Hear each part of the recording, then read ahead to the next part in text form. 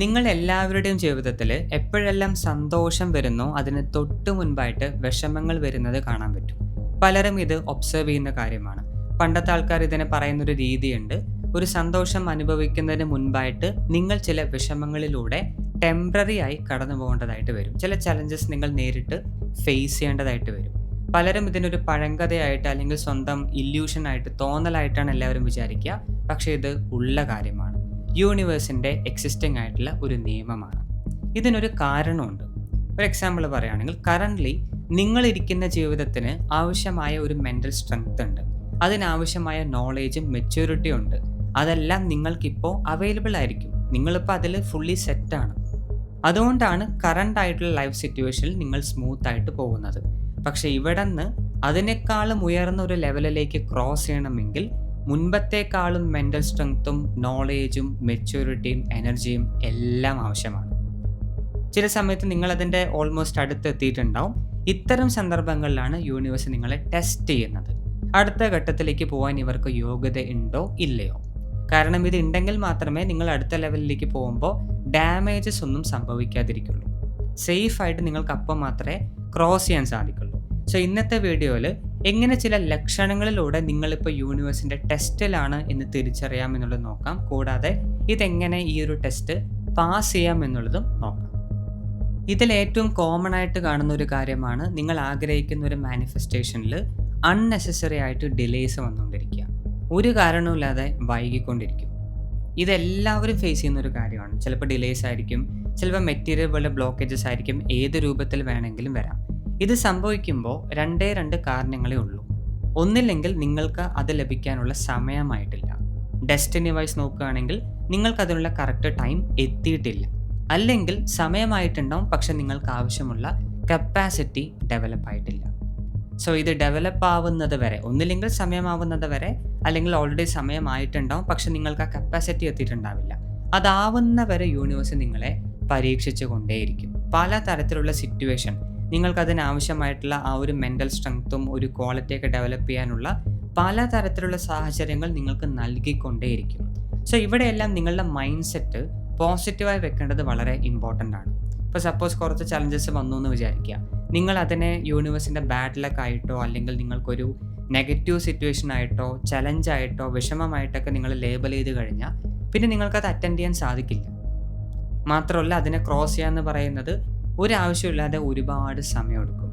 പകരം നിങ്ങൾക്ക് എന്താ ചെയ്യാൻ പറ്റുക? This is A test. ഇത് യൂണിവേഴ്സിൻ്റെ പരീക്ഷണമാണ്. അടുത്ത ലെവലിലേക്ക് എനിക്ക് പോകാൻ പറ്റുമോ എന്ന് ഞാൻ തെളിയിക്കേണ്ട ഒരു സമയമാണ്. അല്ലാതെ എനിക്ക് അനീതി ഫേസ് ചെയ്യല്ല. ഈ ഒരു അണ്ടർസ്റ്റാൻഡിങ് നിങ്ങൾക്ക് ഉണ്ടായിരിക്കണം.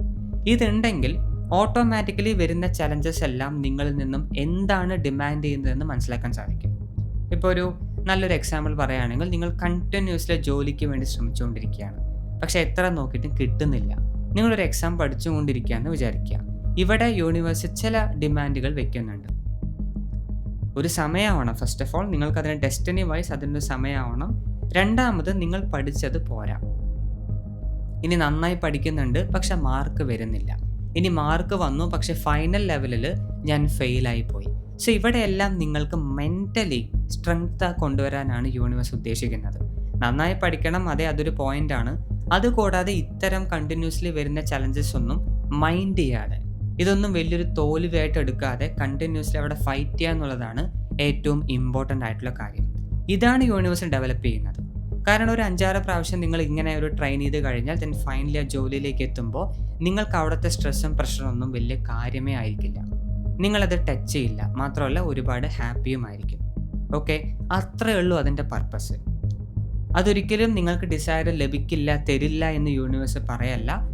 അല്ലെങ്കിൽ മറ്റൊരർത്ഥത്തിൽ നിങ്ങൾക്കതിന് യോഗ്യതയില്ല എന്ന് പറയുകയല്ല. എന്തോ നിങ്ങൾക്കൊരു റിക്വയർമെൻറ്റ് മിസ്സിംഗ് ആണ്.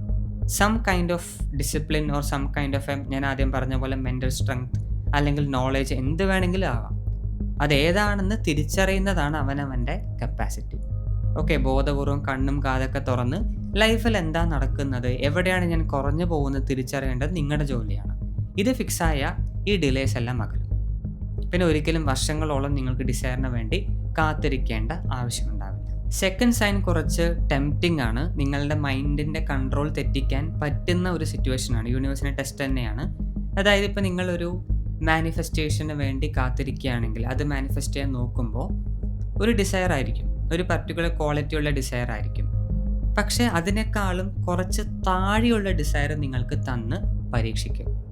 എഗെയിൻ ഒരു ഉദാഹരണം പറയുകയാണെങ്കിൽ, നിങ്ങളൊരു 50,000 എബോവ് സാലറി ഉള്ളൊരു ജോലിക്ക് വേണ്ടി പഠിക്കുകയെന്ന് വിചാരിക്കുക. നിങ്ങൾ ഒരുപാട് കാലമായിട്ട് വർക്ക് ചെയ്യുകയാണ്, 5-6 ഇയേഴ്സ് ആയിട്ട് പ്രത്യേകിച്ച് റിസൾട്ടൊന്നുമില്ല. പെട്ടെന്നൊരു സുപ്രഭാതത്തിൽ നിങ്ങൾക്കൊരു 20-25 അല്ലെങ്കിൽ 30,000 പെർ മന്ത് സാലറി ലഭിക്കുന്ന ഒരു ജോലിക്ക് ഓഫർ ലഭിക്കും. ഓക്കെ, അപ്പോൾ പലരും ചെയ്യുന്നത് അവരുടെ ഇത്രയും വർഷം കഷ്ടപ്പെട്ടില്ലേ, 50 എനിക്ക് കിട്ടിയില്ല, 30 എങ്കിലും കിട്ടിയല്ലോ എന്ന് പറഞ്ഞിട്ട് അങ്ങോട്ട് പോയി സെറ്റിൽ ചെയ്യും. ഇത് യൂണിവേഴ്സിൻ്റെ പരീക്ഷണമാണ്. നിങ്ങളതൊന്ന് മാറ്റിയിട്ട് കുറച്ചുകൂടെ എഫേർട്ട് ചെയ്യാൻ പറ്റുകയാണെങ്കിൽ, കുറച്ചുകൂടെ എഫേർട്ട് ഇടാൻ നിങ്ങൾക്ക് സാധിച്ചിരുന്നെങ്കിൽ ആ 50,000 ഈസി ആയിട്ട് വന്നിട്ടുണ്ടാവും. ഓക്കെ, ഇവിടെ മൊത്തത്തിൽ ചാടിക്കയറി 30,000 എടുത്തിട്ട് അവിടെ തന്നെ സെറ്റിൽ ചെയ്യുന്ന ആൾക്കാരുണ്ട്, അത് തെറ്റാണ്. പക്ഷെ നിങ്ങൾക്ക് ചെയ്യാവുന്ന ഒരു പ്രാക്ടിക്കൽ മെത്തേഡ്, ആ ഓഫർ എടുത്തോളൂ, പക്ഷെ അവിടെ ഇരുന്നു കൊണ്ട് ഒരിക്കലും കംഫർട്ടബിൾ ആവരുത്, അവിടെ സെറ്റിലാവരുത്. ഓക്കെ, ഞാൻ സേഫായിട്ട് ഒരു ഓപ്ഷൻ കിട്ടിയിട്ടുണ്ട്, ഞാൻ ഇനി ഒന്നും ചെയ്യില്ല എന്ന് പറഞ്ഞ് അവിടെ ഇരിക്കരുത്. അവിടെ ഇരുന്ന് നിങ്ങളുടെ 50,000ലേക്ക് പിന്നെയും വർക്ക് ചെയ്യാം. അങ്ങനെ നിങ്ങൾക്ക് ഈ പരീക്ഷണം ജയിക്കാൻ സാധിക്കുള്ളൂ. അത് എടുക്കണ്ട എന്നൊന്നും പറയുന്നില്ല. ചില കുട്ടികളുണ്ട്, ചില ആൾക്കാരുണ്ട്, അവർ 30,000 മൊത്തത്തിൽ ഇങ്ങനെ റിജക്റ്റ് ചെയ്യും. തെറ്റെന്നൊന്നും പറയുന്നില്ല. നിങ്ങൾക്ക് അത്രയും വിൽ പവർ ഉണ്ടെങ്കിൽ, അത്രയും കോൺഫിഡൻസ് ഉണ്ടെങ്കിൽ ഡെഫിനറ്റ്ലി നിങ്ങൾക്കത് റിജക്റ്റ് ചെയ്യാം. അതിനും പെർമിഷൻ ഉണ്ട്. അല്ല, എനിക്കിപ്പോൾ സേഫ് സോണാണ് വേണ്ടതെന്നുണ്ടെങ്കിൽ ആദ്യം 30,000 എടുക്കുക, എന്നിട്ട് അവിടെ ഇരുന്ന് 50,000 വർക്ക് ചെയ്യുക. ഇതാണ് കുറച്ചുകൂടെ ഒരു പ്രാക്ടിക്കലായിട്ട് എല്ലാവർക്കും, ആവറേജ് ഹ്യൂമൻ ബീങ്സിന് ചെയ്യാൻ പറ്റുന്ന കാര്യം.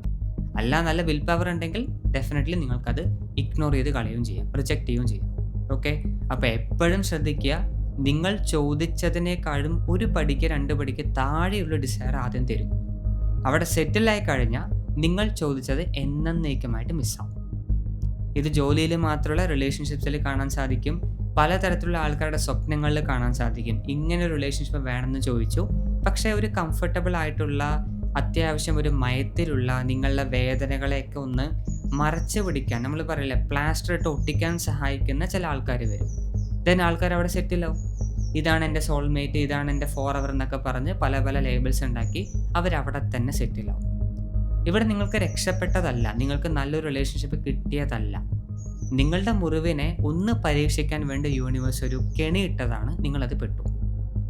ഇപ്പം ആലോചിച്ച് നോക്കിയാൽ പലരും ആദ്യം വളരെ എനിക്ക് ഹെൽപ്ഫുൾ ആയിട്ടുള്ള റിലേഷൻഷിപ്പ് ആയിരിക്കും, എന്നെ മനസ്സിലാക്കുന്ന വ്യക്തിയാണെന്ന് പറഞ്ഞ് ഇറങ്ങിയ എല്ലാ ബന്ധങ്ങളും 1-2 വർഷം കഴിഞ്ഞാൽ നല്ല രീതിക്ക് പ്രശ്നം ക്രിയേറ്റ് ചെയ്യാൻ തുടങ്ങും. Unnecessary challenges, unnecessary drama, everything will be there. അതിൻ്റെ കാരണം ഇതുതന്നെയാണ്. നിങ്ങളൊന്ന് ചോദിച്ചു, അതിന് താഴെയുള്ളത് തന്നു, നിങ്ങളത് ആക്സെപ്റ്റ് ചെയ്തു, അവിടെ സെറ്റിലായി കഴിഞ്ഞു. ഇനി അടുത്ത് ചോദിക്കാൻ നിങ്ങൾക്ക് അർഹത ഉണ്ടാവില്ല. അപ്പം അതിൻ്റേതായ കോൺസിക്വൻസ് നിങ്ങൾ അനുഭവിക്കേണ്ടതായിട്ട് വരും. ഓക്കെ, അപ്പോൾ എപ്പോഴും ശ്രദ്ധിക്കുക, യൂണിവേഴ്സ് നിങ്ങളെ ടെംപ്റ്റ് ചെയ്തുകൊണ്ടിരിക്കും. നിങ്ങൾ ചോദിച്ചതിനേക്കാളും തൊട്ടടുത്തുള്ള സാധനങ്ങൾ കൊണ്ടുതരും. ഒന്നില്ലെങ്കിൽ അത്രയും വിൽ പവർ ഉണ്ടെങ്കിൽ റിജക്റ്റ് ചെയ്യുക, അല്ലെങ്കിൽ അവിടെ നിന്നുകൊണ്ട് അടുത്തതിലേക്ക് വർക്ക് ചെയ്യുക. ഫൈനൽ സൈനാണ് ട്രസ്റ്റ് ഫാക്ടർ.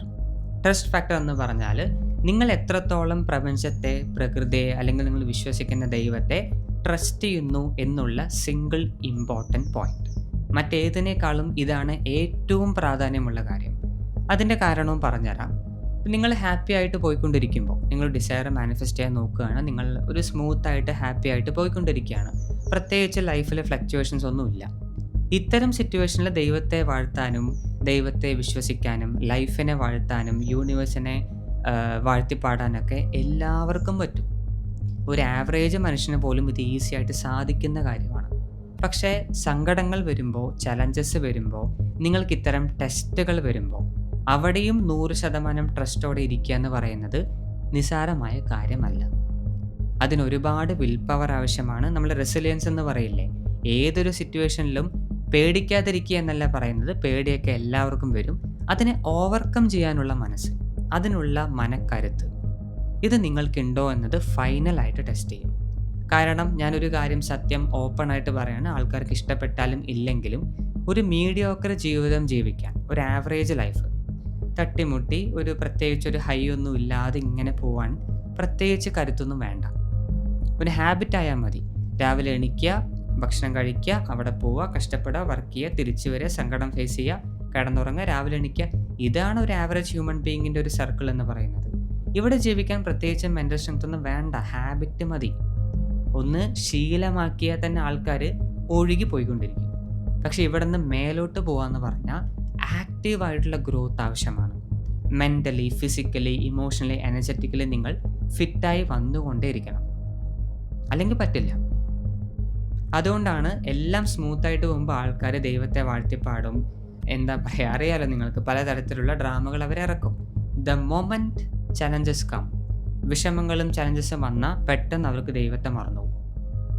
എന്താ ദൈവം എൻ്റെ അടുത്ത് ഇങ്ങനെ കാണിച്ചതെന്ന് പറഞ്ഞാൽ അവർ സ്ക്രീം ചെയ്യാൻ തുടങ്ങും, കംപ്ലയിൻറ്റ് ചെയ്യാൻ തുടങ്ങും, ബ്ലെയിം ചെയ്യാൻ തുടങ്ങും, യൂണിവേഴ്സിനെ വിശ്വസിക്കുന്നത് കുറയാൻ തുടങ്ങും. ഇത് കുറയുമ്പോഴാണ് നമുക്ക് പേടി കൂടുന്നത്. ട്രസ്റ്റ് കുറയുമ്പോഴാണ് പേടി കൂടുക. Okay, temporary for 1 to 3 days ഒക്കെ നമുക്ക് മനസ്സിലാക്കാം. ആദ്യത്തെ ഒരു ചലഞ്ചാണ്. പുതിയതായിട്ട് മൈൻഡ് ഫേസ് ചെയ്യാൻ ഒരു 3-4 ദിവസത്തേക്ക്, ഒരാഴ്ചയ്ക്ക് ആ ഫിയർ അവിടെ ഉണ്ടാവും, കോമൺ ആണ്. ഫുള്ള് 1 മാസം 3 മാസം വർഷങ്ങളോളം നിങ്ങൾ ഈ പേടി വെച്ച് നടന്നാൽ എന്താ അതിൻ്റെ അർത്ഥം? ട്രസ്റ്റ് ഇല്ല എന്നുള്ളത് തന്നെയാണ് അർത്ഥം.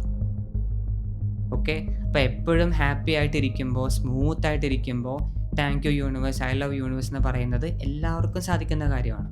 ചലഞ്ചസ് വരുമ്പോഴാണ് നിങ്ങൾക്കിത് ആത്മാർത്ഥമായി പറയാൻ സാധിക്കേണ്ടത്. ചലഞ്ചസ് വരുമ്പോഴാണ് നിങ്ങൾക്കിത് ട്രസ്റ്റ് ചെയ്യാൻ പറ്റേണ്ടത്. ഇതുകൂടെ പാസ്സായി കഴിഞ്ഞാൽ ദെൻ ഒരിക്കലും നിങ്ങൾക്ക് ആ ഡിസയർ നടക്കാതിരിക്കില്ല, എന്തായാലും നടക്കും. Most of the time personally ഞാൻ കണ്ടത് വെച്ചിട്ട് ഇതാണ് അവസാനത്തെ ടെസ്റ്റ്, നിങ്ങളുടെ ട്രസ്റ്റ്. കഴിയുന്നത്ര അവർ പരീക്ഷിച്ചു കൊണ്ടേയിരിക്കും. ഒരിക്കലും പെർമനൻറ്റ് ഡാമേജ് ക്രിയേറ്റ് ചെയ്യില്ല, ഒരിക്കലും നിങ്ങൾക്ക് പെർമനൻ്റ് ആയിട്ടുള്ള ദോഷം കൊണ്ടുവരില്ല. ടെമ്പററി ആണ്, കുറച്ച് ദിവസങ്ങൾ, കുറച്ച് മാസങ്ങൾ, ചിലപ്പോൾ 2-3 വർഷങ്ങൾ ലോങ് ടേം ആയിട്ടും ഉണ്ടാവും. അത്രയേ ഉള്ളൂ. അത് മര്യാദയ്ക്ക് ഡീൽ ചെയ്ത് കഴിഞ്ഞാൽ, ഹാൻഡിൽ ചെയ്ത് കഴിഞ്ഞാൽ 3 വർഷം കഴിഞ്ഞാൽ അത് പോകും. ഒരിക്കലും പിന്നെ തിരിച്ച് നിങ്ങളെ ബോധർ ചെയ്യാൻ ഒരിക്കലും ജീവിതത്തിലേക്ക് വരില്ല. പകരം നിങ്ങൾ ഡീൽ ചെയ്യാതെ വീക്കായിട്ടിരിക്കുകയാണെങ്കിൽ 3 വർഷം എന്നുള്ളത് 30 വർഷവും. അത്രയേ ഉള്ളൂ ഡിഫറൻസ്. ഇതാണ് ആവറേജ് ഹ്യൂമൻ ബീയിങ്ങും ഒരുപാട് ഡിസൈഴ്സിന് വേണ്ടി എപ്പോഴും ക്വാളിറ്റി ഓഫ് ലൈഫ് ഇംപ്രൂവ് ചെയ്യാൻ വേണ്ടി സ്ട്രൈവ് ചെയ്യുന്ന ആൾക്കാരും തമ്മിലുള്ള പ്രധാനപ്പെട്ട ഡിഫറൻസ്. ഓക്കെ, അപ്പോൾ ഇതിന് കൂടുതൽ സയൻസ് ഉണ്ട്, കൂടുതൽ ലക്ഷണങ്ങളുണ്ട്, പക്ഷെ അതിലേക്കൊന്നും പോകുന്നില്ല. ഈ 3 ഏറ്റവും കോമൺ ആയിട്ട് ആൾക്കാരിൽ കണ്ടുകൊണ്ടിരിക്കുന്ന ഇത്രയും ഫാക്ടേഴ്സ്, ഇത്രയും കാര്യങ്ങൾ മനസ്സിൽ വെക്കുക. ആവശ്യം പോലെ നിങ്ങളുടെ ഒരു മെച്യൂരിറ്റിയും നോളജൊക്കെ വെച്ച് ഇതിനെ ഡീൽ ചെയ്യാൻ പഠിക്കുക. മനുഷ്യൻ എന്താണെന്ന് കാണിക്കുക, വിൽ പവർ എന്താണെന്ന് തെളിയിക്കുക. ഒരിക്കലും ഓടരുത്. എപ്പോഴും എല്ലാ സമയത്തും ഹാപ്പിയാണ്, ഞാൻ എപ്പോഴും ഹാപ്പിയാണെന്ന് പറഞ്ഞിട്ട് നടക്കരുത്. ലൈഫിൽ അപ്പും ഉണ്ട്, ഡൗണും ഉണ്ട്, രണ്ടും നമ്മൾ കണ്ടിരിക്കണം. ഇതാണ് റിയാലിറ്റി. ഒരാൾക്കും ഒളിച്ചോടാൻ സാധിക്കില്ല. This is true spirituality. Clear?